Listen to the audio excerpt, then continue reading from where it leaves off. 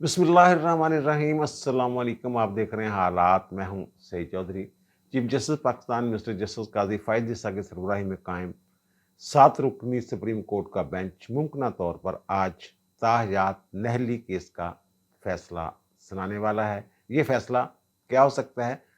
और फिर पीटीआई वालों ने बाजार गर्म किया हुआ है चीफ जस्टिस पाकिस्तान के खिलाफ तनकीद का सोशल मीडिया पे, और फिर अब उन्होंने बाकायदा तौर पे अदम एतमाद का इजहार कर दिया है मिस्टर जस्टिस काजी फायद ईसा पर। शेर अफजल मरवत साहब ने इस हवाले से गुफ्तगू की है मीडिया से और प्रेस कॉन्फ्रेंस भी की है।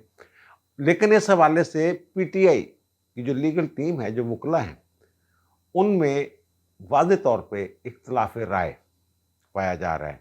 ये जो चीफ जस्टिस पर तनकीद का बाजार गर्म किया हुआ उन्होंने, या निशाने पे रखा हुआ है चीफ जस्टिस पाकिस्तान को, इसके क्या असरात होंगे? क्या ये अहमकों की जन्नत में रहते हैं पीटीआई वाले? और फिर इमरान खान साहब जो हैं, उन्होंने एक धमकी दे दी है इलेक्शन कमीशन को। ये सारे मामला जो हैं, इन पे हम आज बात करेंगे। लेकिन इससे पहले chief justice Peshawar high court Mohammad Ibrahim Khan साहब जो हैं, उन पे बड़ी सख्त तनकीद हो रही है। जो उन्होंने जरताज गुल जो हैं, उनकी ज़मानत जो है वो मंजूर की है। उन्होंने कुछ ऑब्जर्वेशन दिए हैं, कुछ रिमार्क्स दिए हैं, जिसकी बुनियाद पे उन्हें तनकीद का निशाना बनाया जाए। और क्या फैसला भी इसी तरह का दिए है? जिस तरह की उन्होंने ऑब्जर्वेशंस दी हैं, क्या फैसला भी इसी तरह का है? इसका हम जायजा, और क्या उनका जो फैसला है वो जरताज गुल को गिरफ्तारी से बचा सकता है? ये भी एक देखने वाली चीज़ है। ये गुजरांवाला का मुकदमा है, और एक ही मुकदमे में ये जो अफवाहें फैल रही हैं ना, वो फैसला हम आपको दिखा रहे हैं स्क्रीन पे। तो ये जो अफवाहें फैल रही है ना कि जनाब वो पता नहीं तमाम मुकदमात में उनकी बुरी नहीं, सिर्फ एक मुकदमा, एक एफआईआर के उन्होंने वो बताया था जाकर जनाब हमारे खिलाफ गुजरांवाला में है, और गुजरांवाला के अदालत तक हम पहुंचना चाहते हैं, और फिर वहां हम अपनी जमानत के लिए जो भी प्रोसेस होगा वो करेंगे। तो वो एक ही मुकदमे में सिर्फ इनकी जमानत हुई है। अब जरताज गुल साहब को इस एक मुकदमे के सिवा जो दीगर इनके खिलाफ मुकदमात हैं, उनमें जरताज गुल को गिरफ्तार किया जा सकता है। एक मुकदमा नहीं है, इनके ऊपर कई मुकदमात हैं। और आज ही ज़ाती दहशतगर्दी की अदालत ने 9 मई के वाक़यात में जो मुलव्वस पीटीआई के रहनुमा हैं, जिनमें इमरान खान साहब भी हैं, फवाद चौधरी साहब भी हैं, शहबाज गिल भी हैं और जरताज गुल भी हैं, उनके खिलाफ उनके वारंट गिरफ्तारी जारी कर दी है। अब आते हैं इस बात में कि जो अहमकों की जन्नत में शायद पीटीआई वाले रहते हैं, और फिर अपनी बेड़ियां चापी वट्टे पा रहे हैं, यानी अपनी जो बेड़ी है, कश्ती है, उसको खुद ही डुबोने के दर पे हैं।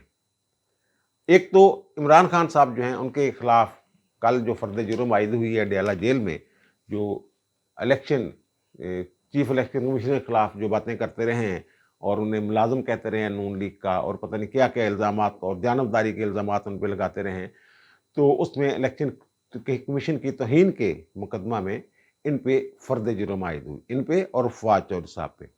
अब खबर ये आई है कि वहां खान साहब ने एक बाकायदा धमकी दी है इलेक्शन कमीशन के मेंबरान, 4 मेंबरान जो वहां गए थे कार्रवाई करने इनके खिलाफ, जिन्होंने फर्द जुर्म आयद की है। तो खान साहब बड़े गुस्से में आ गए वहां, और इन्होंने ये फरमाया कि जनाब तुम देख लांगा मैं, और देख लांगा क्या, मैं आपकी शक्लें भी जानता हूं, शक्लें भी पहचानता हूं और नाम भी जानता हूं, और मैं जब बाहर निकलूंगा तो आर्टिकल 6 लगाऊंगा आपके खिलाफ।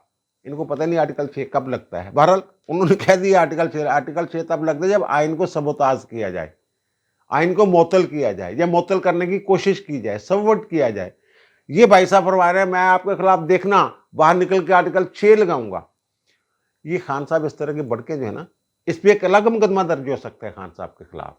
वो अगर इलेक्शन चाहे धमकी देने के इल्जाम में, ये अलग एक मुकदमा दर्ज हो सकता है।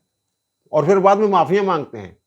वो जो जेबा नाम की जज थी खातून, उनको इन्होंने जलसे में कि आपको भी देख लूंगा, ये इनका स्टाइल है खान साहब का। और बाद में ये समुद्र की झाग की तरफ फौरन बैठ भी जाते हैं।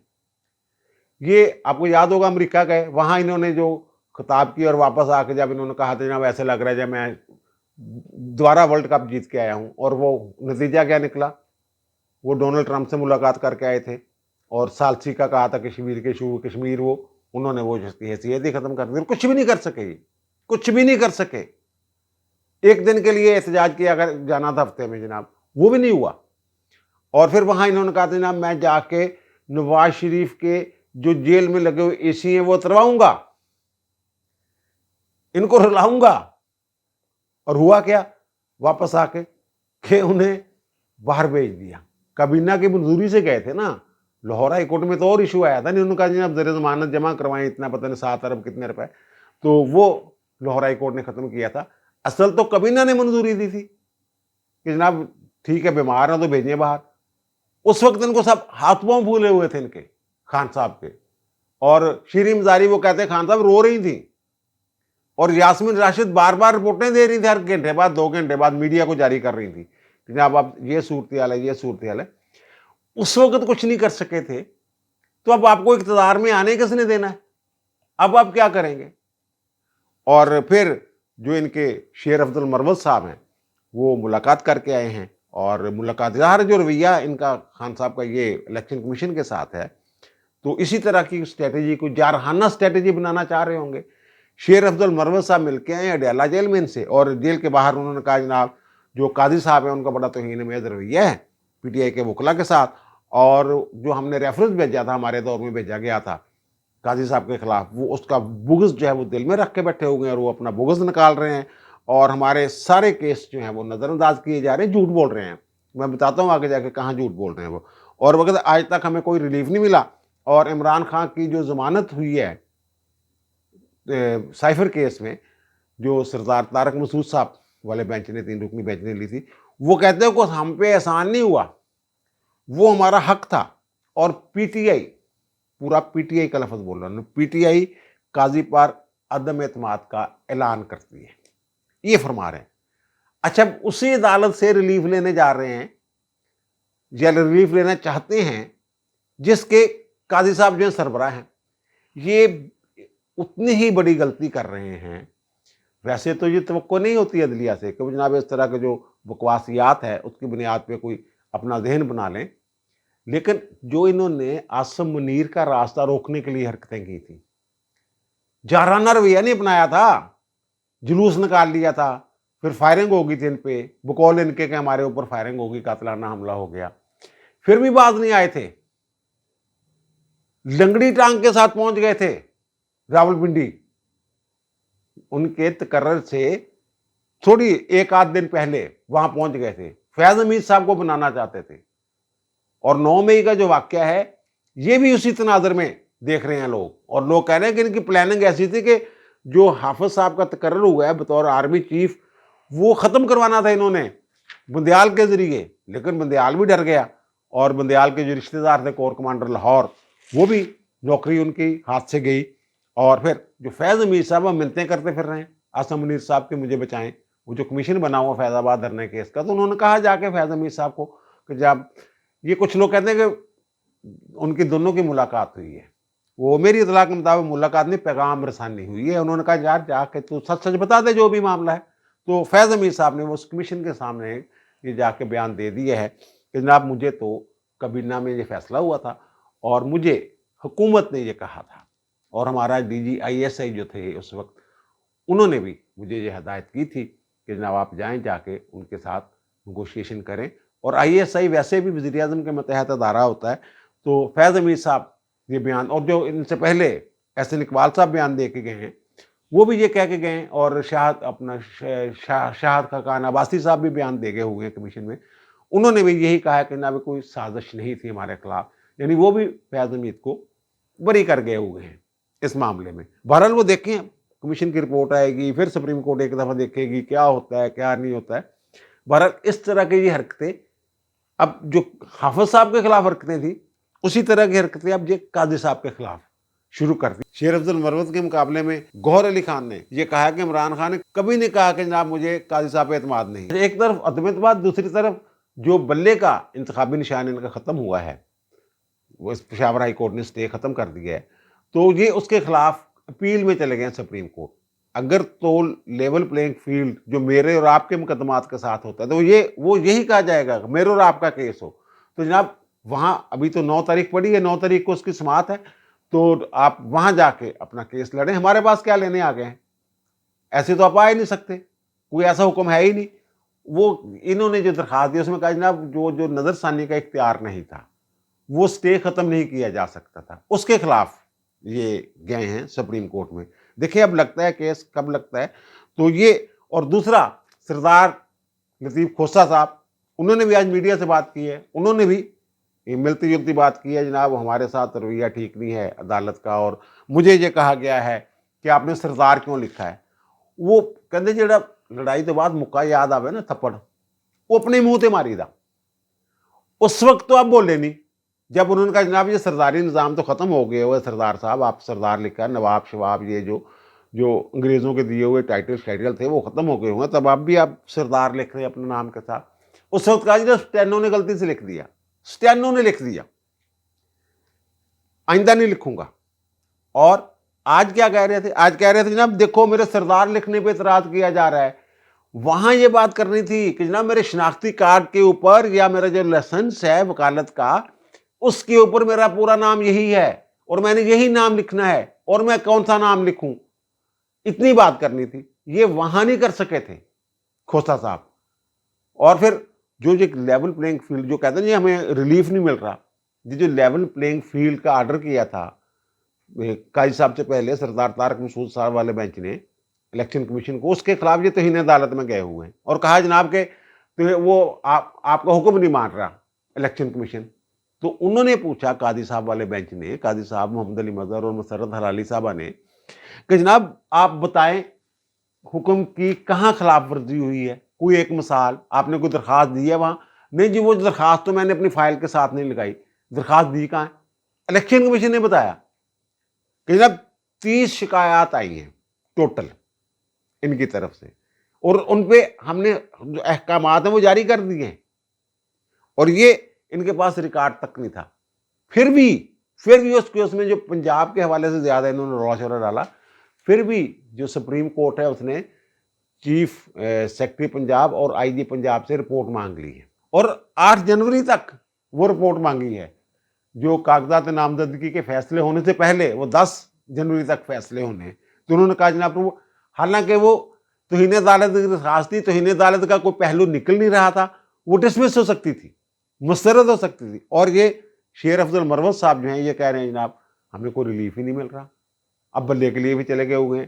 اور پھر وہاں جو تماشا لگا ہے ان کا جو مرکزی دفتر ہے اسلام آباد کا، وہاں وہ گوہر علی خان جو ان کے چیئرمین ہیں، اب خیر چیئرمین نہیں تھے، ہم چیئرمین ہی کہیں گے ان کو، جو کہتے ہیں کہ جناب میں چیئرمین منتخب ہو چکا ہوں، لیکن وہ الیکشن کمیشن نے تو وہ الیکشن کلعدم کر دی ہوئے نا.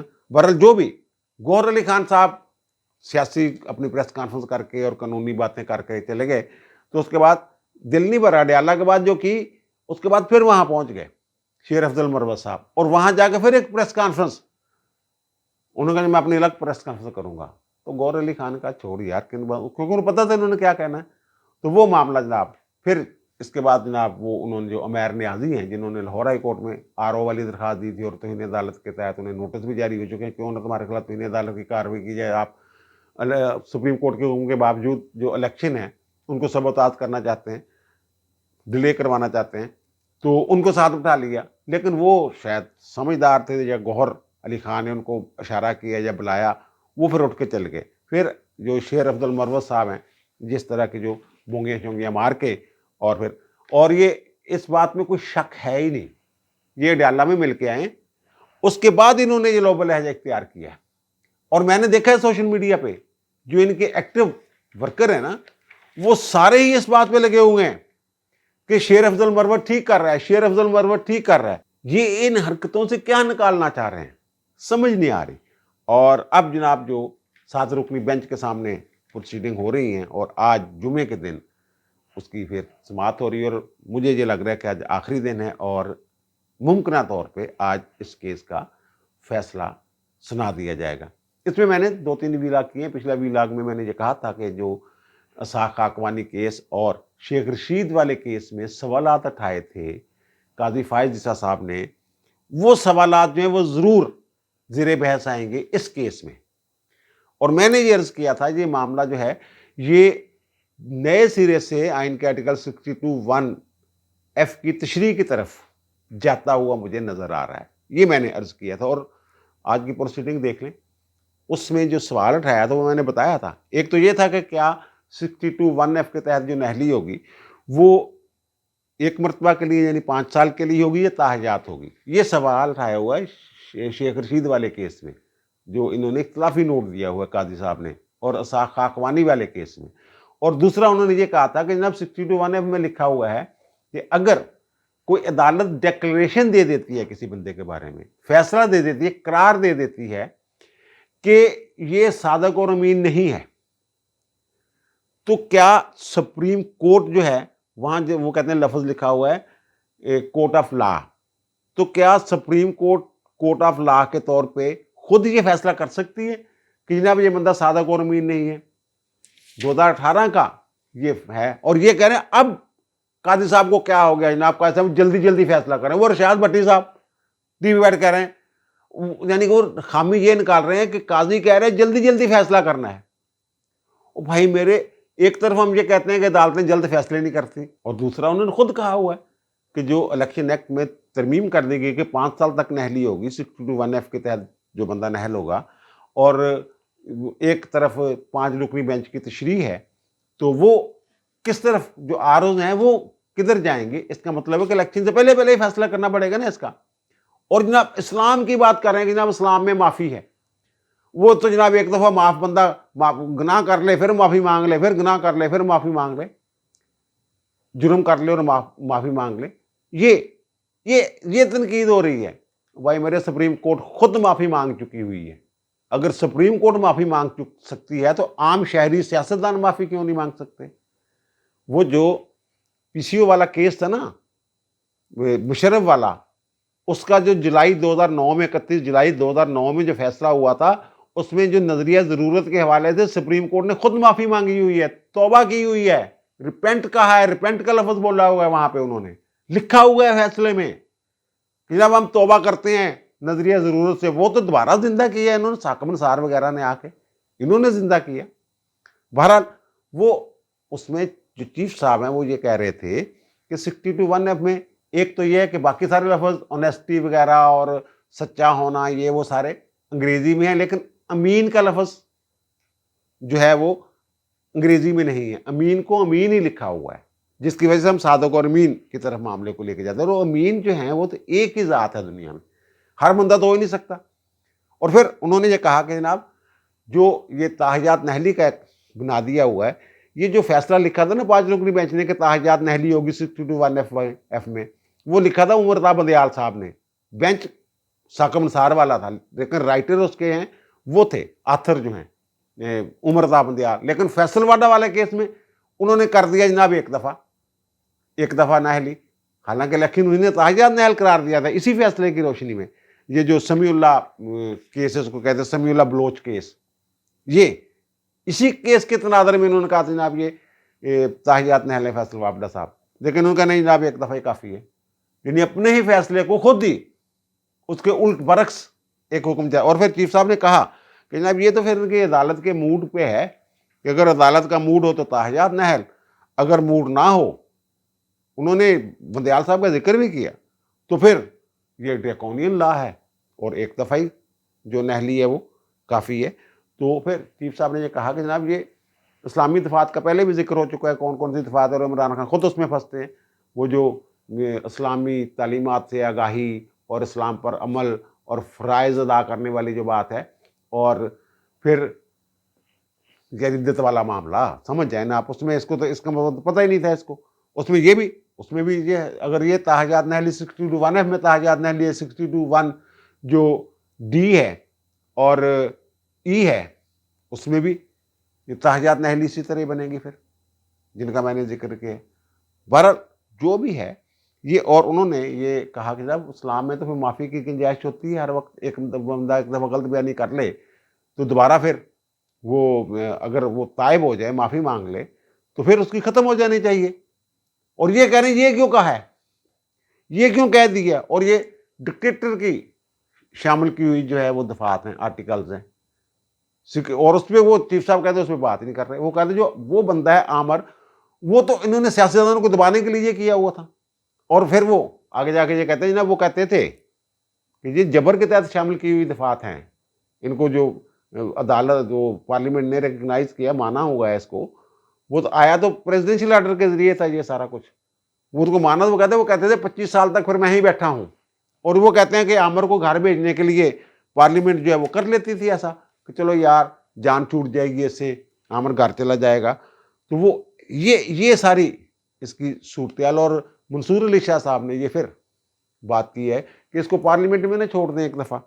تو وہ یہ چیزیں ہو رہی ہیں نا کہ یعنی کہ یہ مسئلہ وہی ہے کہ کیا آئین میں جو ترمیم کیے بغیر جو عدالتی تشریح ہے 62(1)(f) کی، وہ کسی قانون کے ذریعے ختم کی جا سکتی ہے. یہ ایک ایشو بنا ہوا ہے. اور اس کی وہ ایک مثال کوئی دے ہی نہیں رہا عدالت میں. وہ جو 63(1)(g) ہے، اس میں جو امینڈمنٹ کی گئی تھی وہ کیوں کی گئی تھی؟ یہ 63(1)(g) میں لکھا ہوا تھا کہ جناب اگر کوئی فوج، عدلیہ اور ملکی سلامتی کے خلاف کام کر رہا ہو اور پروپیگنڈا کر رہا ہو اور تضحیق کر رہا ہو عدلیہ اور فوج کی، تو وہ نااہل ہوگا. اور اس قانون کے تحت، یہ پرانے قانون کی بات کر رہا ہوں، 18ویں ترمیم سے پہلے یہ قانون تھا 63(1) جو جی کی میں بات کر رہا ہوں، یہاں تک تھا. اور اس میں پھر اختر رسول کو جو حملہ کیس، سپریم کورٹ حملہ کیس، اور طارق عزیز جو نیلام گر والے، اور پھر میاں منیر تھے میرا خیال ایک، یہ ان کے تھے نون لیگ کے، تو ان کو سزا ہو گئی تھی توہین عدالت میں. تو پھر یہ دائمی نااہل ہو جاتے تھے 63(1)(g) کے تحت. وہ تو پھر 2010 میں جو ترمیم کی گئی 18ویں ترمیم، اس میں اس کی عبارت چینج کی گئی. ایک تو اس میں یہ کیا گیا اگر سزا ہو ان کو ان الزامات کی، ایک بات. اور اگر سزا ہو کسی قانون کے تحت تو پھر سزا پوری کرنے کے بعد 5 سال مدت جو ہے وہ ہوگی نااہلی کی. یہ 63(1)(g) میں ترمیم ہو چکی ہوئی ہے. اور کیونکہ فیصلے آ چکے ہوئے تھے، ججمنٹس آ چکی ہوئی تھی، یہ ان سے مراد دائمی یا تاحیات نااہلی ہے 63(1)(g) کے تحت. تو اب 62(1)(f) جو ہے اس میں بھی یہ معاملہ آ سکتا ہے. ویسے ابھی تک کسی نے یہ مثال دی نہیں جو میں عرض کر رہا ہوں. تو وہ کہ جناب یہ سپریم کورٹ کی تشریح ہے، کیا کسی قانون کے ذریعے اس کو ختم کیا جا سکتا ہے؟ قاضی صاحب کا جو گفتگو ہے اس سے تاثر یہ ملتا ہے کہ ہاں پارلیمنٹ کو یہ اختیار ہے اور قانون بن چکا ہوا ہے. لیکن منصور علی شاہ صاحب اور کئی وکلا نے یہ نکات اٹھائے ہیں کہ نہیں جناب یہ نئے سرے سے تشریح کرنا پڑے گی. بلکہ اٹارنی جنرل نے بھی یہ نقطہ اٹھایا ہوا ہے کہ جناب اس کی دوبارہ تشریح کر دیں 62(1)(f) کی اور تاحیات نااہلی والے معاملے کی. تو اس پہ جو میں نے عرض کیا تھا یہ 7 رکنی بینچ ہے، وہ 5 رکنی بینچ تھا. یہ نئے سرے سے تشریح کرنے کا مجاز ہے یہ بینچ جو ہے. ان کو یہی تکلیف ہے کہ شاید یہ کسی خاص بندے کو فائدہ پہنچانے کے لیے، نواز شریف کو فائدہ پہنچانے کے لیے یہ جو بینچ یہ بیٹھا ہوا ہے. اچھا، پھر وہ ایک درخواست تھی سپریم کورٹ بار ایسوسیشن کی، اس نے یہ کہا ہوا ہے کہ جناب فل کورٹ بیٹھے اور 62(1)(f) کی نئے سرے سے تشریح کر دیں. تو انہوں نے کہا جناب یہ اب قانون آ گیا ہے تو ہم یہ درخواست واپس لینا چاہتے ہیں. یہ بون سب احسن بون جو تھے سپریم کورٹ بار کے صدر، اس وقت یہ فائل ہوئی تھی. تو اب انہوں نے جو نئی کابینہ آئی ہے انہوں نے کہا جناب ہم یہ جو قانون آ گیا ہے ہم اس کی حمایت کرتے ہیں، 5 سال نااہلی کو ہم مانتے ہیں، تو وہ اب تشریح کی ضرورت نہیں. تو انہوں نے کہا نہیں، وہ آپ کی 184 کے تحت ہم تو اپیل میں یہ سن رہے ہیں میر بادشاہ کیسرانی والے کیس کو، تو اس کے تناظر میں تو وہ کہتے ہیں اس میں چلو بعد میں دیکھیں گے.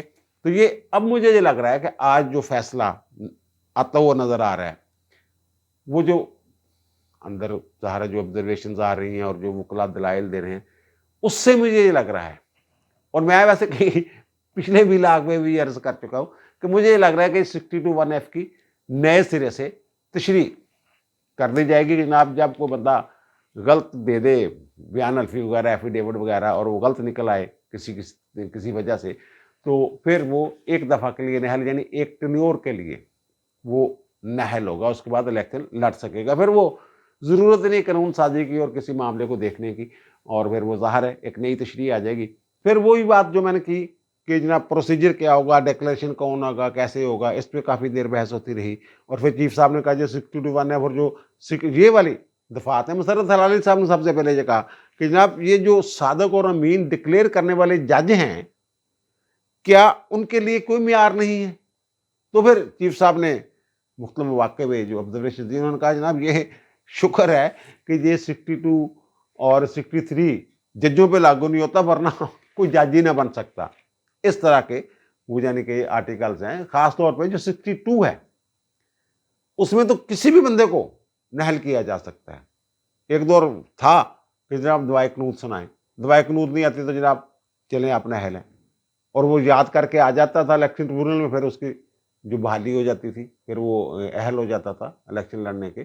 اس طرح کے اور 62 میں جو یہ پہلے والی چیزیں ہیں، اگر اس میں تو یہ والی جو میں بتا رہا ہوں تو اسلامی تعلیمات سے آگاہی ہو اور ان پر عمل کرتا ہو، تو وہ اگر کوئی بندہ پہلے لا علم ہے اور بعد میں ہفتے بعد 10 دن بعد وہ علم معقول قسم مناسب علم جو ہے وہ حاصل کر لیتا ہے اور نماز وغیرہ بھی وہ پڑھنے لگ جاتا ہے، یا تو پھر اس کی نہلی تو ختم ہوگی۔ تو یہ قاضی صاحب کہہ رہے تھے کہ جناب وہ تاحیات نہل کیسے کر رہے ہیں اس کو 62 میں، اس میں ان کو تکلیف ہوئی ہے۔ اب دیجیے مجھے اجازت، انشاءاللہ دوبارہ ملاقات ہوگی نئے وی علاقے کے ساتھ۔ اللہ تعالیٰ آپ پر، مجھ پر، ہم سب پر مہربان رہے۔ اللہ حافظ۔